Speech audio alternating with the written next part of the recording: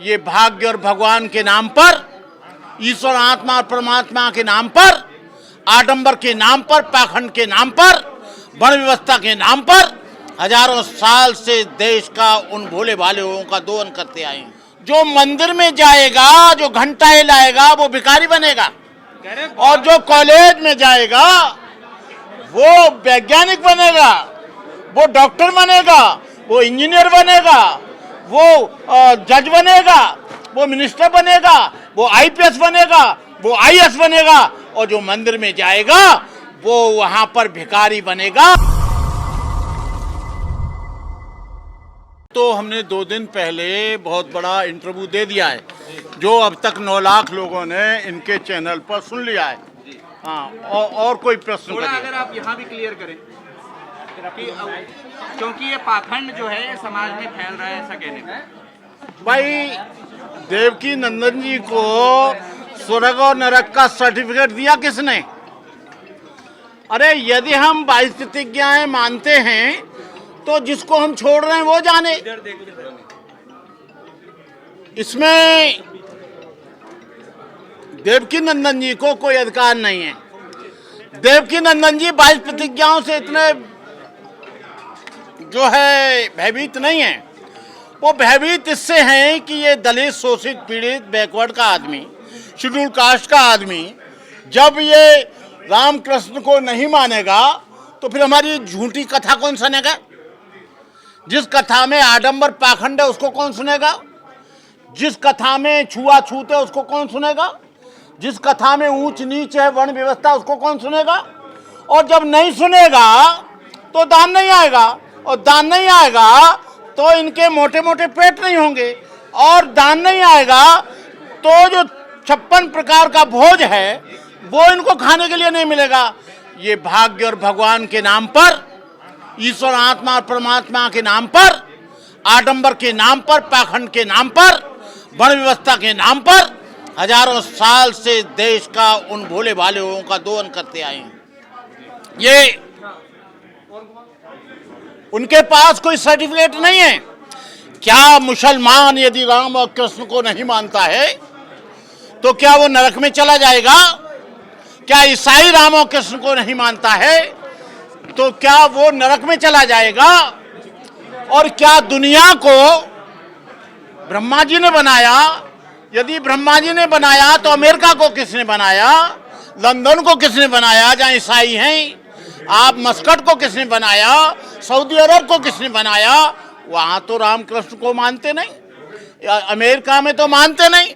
आज अमेरिका दुनिया का सबसे इकोनॉमिक इकाई बना हुआ है, लेकिन यहाँ पर तमाम तरह के पूजा पाठ किए जाते हैं। ये देश गरीबी की रेखा से नीचे जा रहा है। ये देश कोई बहुत बड़ी प्रगति नहीं कर रहा है। हम चाहते हैं, हमें भी दर्द है कि हमारे देश में भी रॉकेट लॉन्चर बने, हमारे देश में भी बड़े बड़े टैंक बने, हमारे देश में भी बड़े बड़े एरोप्लेन बने, हमारे देश में भी फायर ब्रिगेड बने, लेकिन सब चीज़ हम बाहर से ही आयात करते हैं। सर, आज भी जो है शिक्षा है और जो अर्थव्यवस्था है, ये सब धरातल में जा रहे हैं, लेकिन पाखंड है जो वो आसमान छू रहा है। इसका क्या कारण? अरे भाई, इसको तो बाबा साहब अम्बेडकर बोल कर गए थे, जो मंदिर में जाएगा, जो घंटा हिलाएगा, वो भिखारी बनेगा, और जो कॉलेज में जाएगा वो वैज्ञानिक बनेगा, वो डॉक्टर बनेगा, वो इंजीनियर बनेगा, वो जज बनेगा, वो मिनिस्टर बनेगा, वो आईपीएस बनेगा, वो आईएएस बनेगा, और जो मंदिर में जाएगा वो वहां पर भिखारी बनेगा, और वह घंटा हिलाएगा। वो डॉक्टर अंबेडकर का स्वप्न कभी पूरा नहीं कर सकता। भारत में रहना है तो जय श्री राम कहना होगा। ये कोई जरूरी नहीं है। ये भारत इनकी बपौती जागीरदारी नहीं है। ये भारत मुसलमानों का है, ईसाइयों का है, बौद्धों का है, सिखों का है, जैनों का है, पारसियों का है। और जब ये भारत स्वतंत्र हुआ तो स्वतंत्रता की लड़ाई में मुसलमान भी आगे आए थे, ईसाई भी आगे आए थे, सिख भी आगे आए थे। ये कोई जरूरी नहीं है। अरे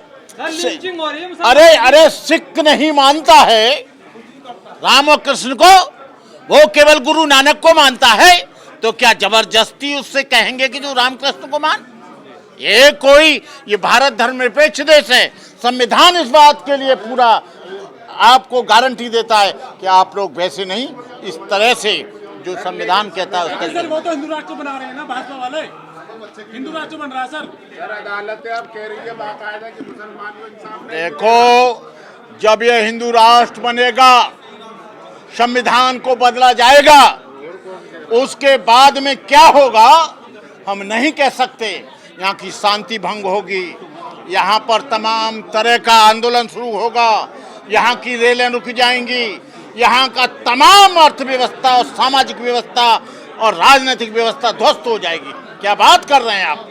ये कोई नेपाल नहीं है। जो नेपाल था हिंदू राष्ट्र, वो तो धर्मनिरपेक्ष हो गया, एक छोटा सा कंट्री जिसकी आबादी 2-3 करोड़ है, और ये 150 करोड़ वाले देश को, जिसमें 25 करोड़ 30 करोड़ मुसलमान रहते हैं, 1 करोड़ से ज़्यादा यहाँ पर ईसाई रहते हैं, और 25 करोड़ से ज़्यादा यहाँ अम्बेडकरवादी रहते हैं, बैकवर्ड रहते हैं। अरे तुम कैसे बना दोगे? पुराने संविधान को आप लागू करोगे वर्ण व्यवस्था के आधार पर, तो एक बहुत बड़ा यहाँ पर हिस्सा शिक्षा से वंचित हो जाएगा, धन से वंचित। हिंदू राष्ट्र बनते ही सारी समस्याओं से समाधान मिल जाएगा। अरे हिंदू पहले भी थे और अभी भी हैं। हिंदू का मतलब है वर्ण व्यवस्था, हिंदू का मतलब है ऊंच नीच, हिंदू का मतलब है छुआछूत, हिंदू का मतलब है अस्पृश्यता, हिंदू का मतलब है भेदभाव, हिंदू का मतलब है कि एक आदमी ऊंचा और एक आदमी नीचा। वहां पर कोई समानता है ही नहीं। ये है। सनातन है हम सब। सर 22 प्रतिज्ञा विवाद के बाद जिस प्रकार राजेंद्र पाल गौतम जी के ऊपर कार्रवाई की गई, उससे समाज जो है भयभीत है। क्या कहना चाहेंगे समाज को? देखो, 22 प्रतिज्ञाएं हम बौद्धों के लिए, जो अम्बेडकर लोग हैं, दुनिया के बौद्धों को नहीं मानता मैं। थाईलैंड के बौद्ध 22 प्रतिज्ञा नहीं लेंगे, वो तो ऑलरेडी बुद्धिस्ट हैं। जापान के लोग, कोरिया के लोग, वियतनाम के लोग, कंबोडिया के लोग, इनको 22 प्रतिज्ञाओं से कोई लेना देना नहीं है, क्योंकि वो ट्रेडिशनल बुद्धिस्ट हैं।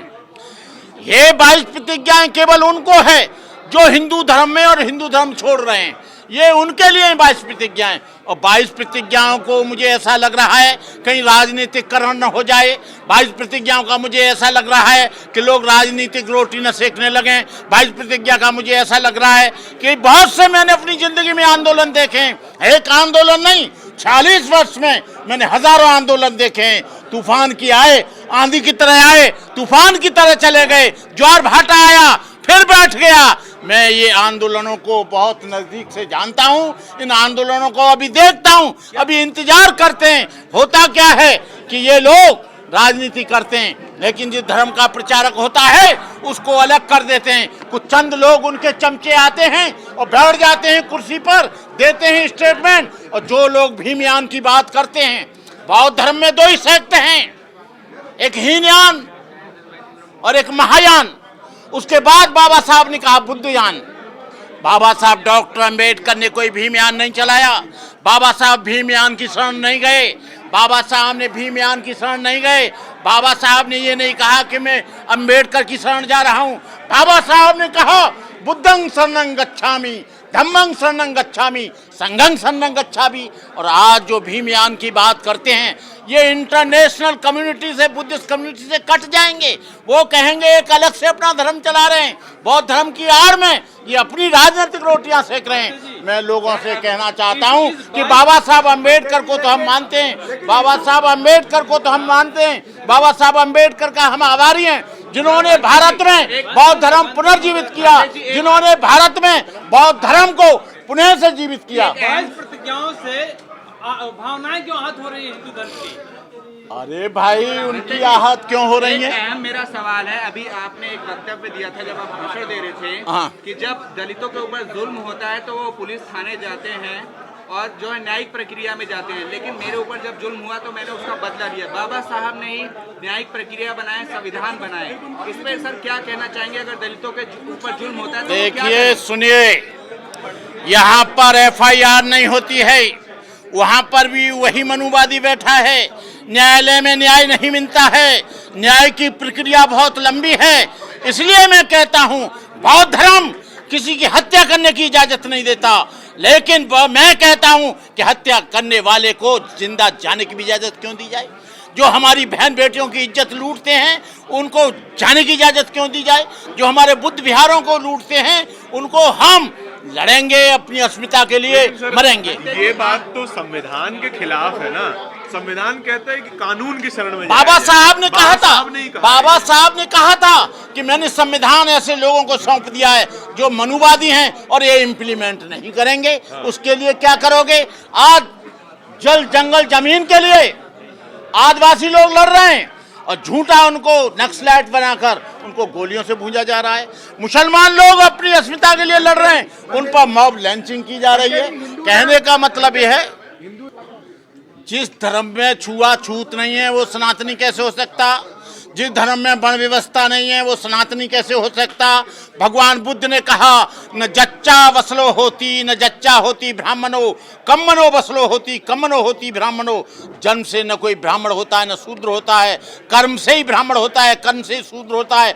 जो आदमी हजारों साल गुजर गए लेकिन ब्राह्मण जाति में जुल्म ले लिया तो वो ब्राह्मण रहा, चाहे वो बलात्कार कर रहा है, चाहे चोरी कर रहा है, चाहे डकैती डाल रहा है। बुद्ध ने कहा जो अच्छा कर्म करेगा वो श्रेष्ठ व्यक्ति होगा, जो खराब काम करेगा वो अश्रेष्ठ व्यक्ति होगा, नीच होगा, उसकी जाति सबसे छोटी होगी। अब अभी thank you very much. Thank you.